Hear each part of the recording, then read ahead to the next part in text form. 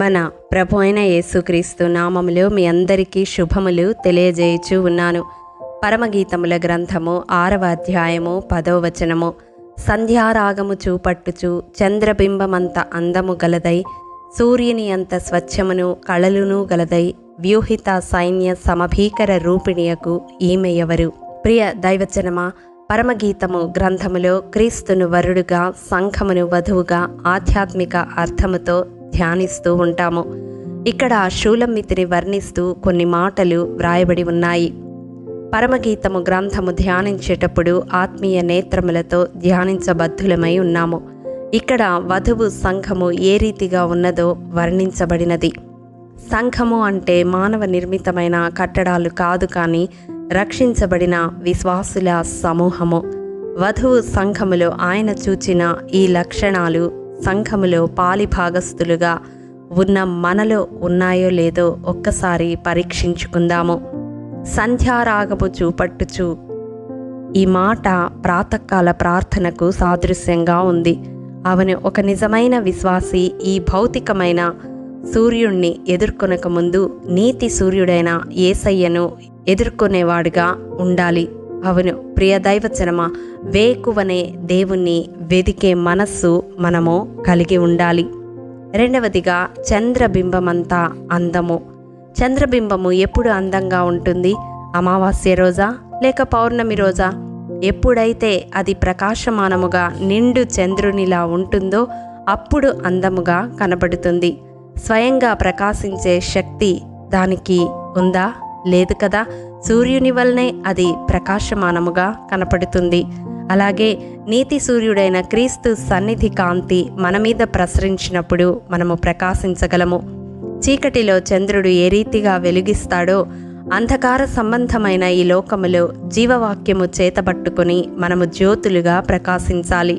మనము లోకములో వెలుగై ఉన్నాము. లోకములో ఉన్నదంతా పాపము అనగా చీకటి. దానిని మనము క్రీస్తు కొరకు వెలిగించాలంటే మొదట మనము ప్రకాశించే అనుభవాన్ని కలిగి ఉండాలి.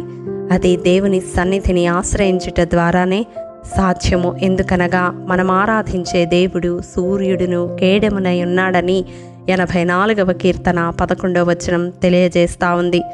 మూడవదిగా, సూర్యుని అంత స్వచ్ఛమును కళలును గలది. అవును, దేవుడు తన రక్తమిచ్చి ఈ సంఘాన్ని ప్రేమించి తన కొరకు ఏర్పాటు చేసుకున్నది. ఎందుకంటే అది కళంకమైన, ముడత అయినా లేకుండా పరిశుద్ధమైన, నిర్దోషమైన, మహిమగల సంఘముగా తన ఎదుట నిలవబెట్టుకోవాలని దాని కొరకు తనను తాను అప్పగించుకున్నాడు. ఆ స్వచ్ఛత మనలో రావాలి అంటే వాక్యమనే ఉదక స్నానము వలననే సాధ్యము. ఆయన మాట చాకలివాని సబ్బు వంటిది. అది మనలోని మలినాలన్నిటినీ తీసివేస్తుంది. మరి మనము సూర్యునిలా ఉండాలి అంటే ఆయన్ను ప్రేమించే వరముగా ఉండాలి.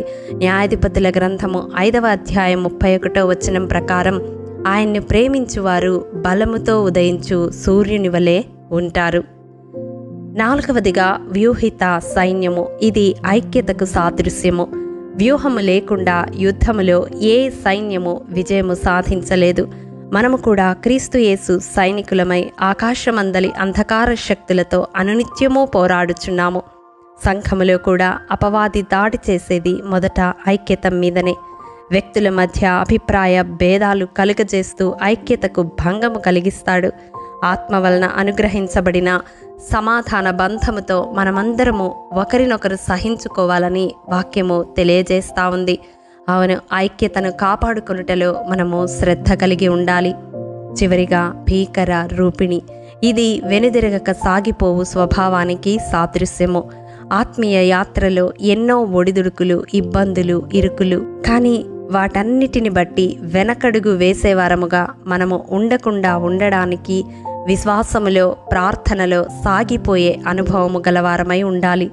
యెహోవా యందు భయభక్తులు కలిగి ఉండుట బహుధైర్యం పుట్టించునని వాక్యము సెలవిస్తూ ఉంది. ప్రియ దైవజనమా, దేవుని సెలవు లేకుండా మన జీవితంలో ఏ పరిస్థితికి చోటుండదు.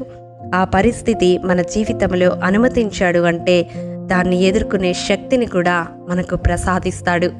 ఈ దినం ఈ వాక్యము ద్వారా దేవుడు మనకు బయలుపరిచిన ఈ అనుభవాలన్నీ తన సంఘములో ఉండాలని, అనగా నీలో నాలో ఉండాలని యేసయ్య కోరుచూ ఉన్నాడు. సంధ్యారాగము చూపట్టుచు చంద్రబింబమంత అందము గలదై, సూర్యుని అంత స్వచ్ఛమును కళలును గలదై, వ్యూహిత సైన్య సమభీకర రూపిణియగు ఈమె ఎవరు? ఈమె స్థానములో నా పేరు పెట్టగలిగిన స్థితిలో మన ఆత్మీయ జీవితము ఉన్నదో లేదో ఈ దినం పరిశీలించుకుందాము. అట్టి ఆత్మీయ అనుభవాన్ని మనకు అనుగ్రహించమని దేవుణ్ణి వేడుకుందాము. ప్రేమ నమ్మకము కలిగిన మా ప్రియ పరలోకపు తండ్రి, మీ పరిశుద్ధ పాదములకు వందనాలు. దేవా, విత్తబడిన వాక్యమును ప్రతి హృదయములో నూరంతలుగా ఫలింపచేయండి. నీ సంఘములో పాలిభాగస్థులమైన మా జీవితాలలో ఆత్మీయముగా ఎటువంటి అనుభవాలను నీవు ఆశిస్తున్నావో వాటిని మేము కలిగి ఉండే కృపను మాకు అనుగ్రహించమని, ఆత్మీయముగా పరిపూర్ణతలోనికి నడిపించమని యేసు అతి పరిశుద్ధ నామం పేరట అడిగి పొందుకొని ఉన్నాము తండ్రి. ఆమెన్.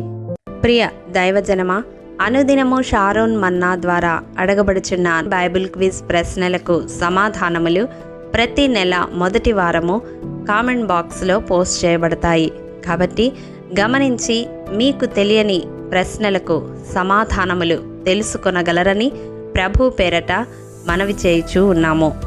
ప్రియ దైవజనమా, ఈ దినం బైబిల్ క్విజ్ ప్రశ్న: దావీదు లోదెబారులో ఉన్న మాకీరు ఇంట నుండి ఎవరిని తన వద్దకు ఆహ్వానించెను?